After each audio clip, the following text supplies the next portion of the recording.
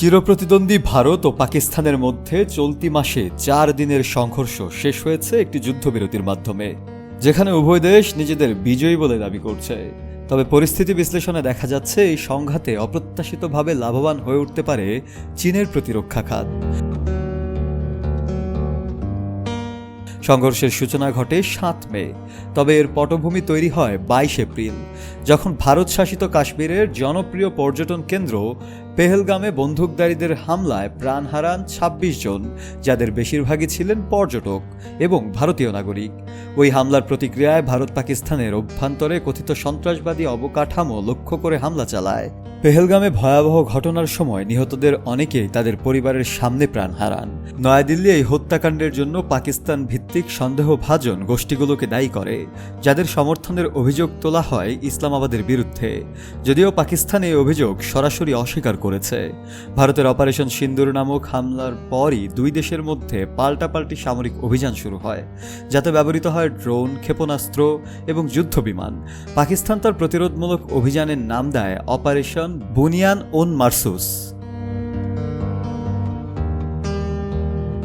গণমাধ্যমে প্রকাশিত তথ্য অনুযায়ী এই সংঘাতে ভারত ব্যবহার করে ফরাসি ও রুশ প্রযুক্তির যুদ্ধবিমান, আর পাকিস্তান ব্যবহার করে চীনের সঙ্গে যৌথভাবে তৈরি করা J-10 এবং J-70 যুদ্ধবিমান।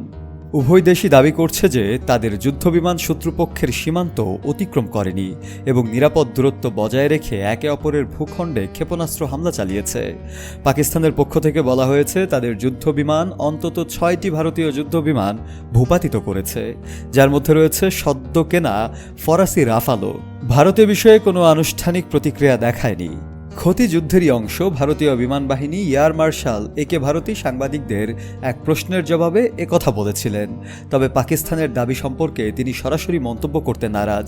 ভারতের পক্ষ থেকে দাবি করা হয় তারা পাকিস্তান ভিত্তিক নিষিদ্ধ ঘোষিত গোষ্ঠী লস্করে তায়েবা ও জইশে মোহাম্মদের ঘাঁটিগুলোতে হামলা চালিয়ে অন্তত 100 সন্ত্রাসীকে হত্যা করেছে।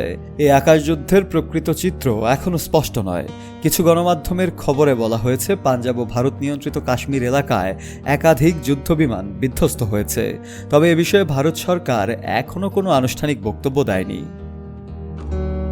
শফিউল মাওলা, কালের কণ্ঠ।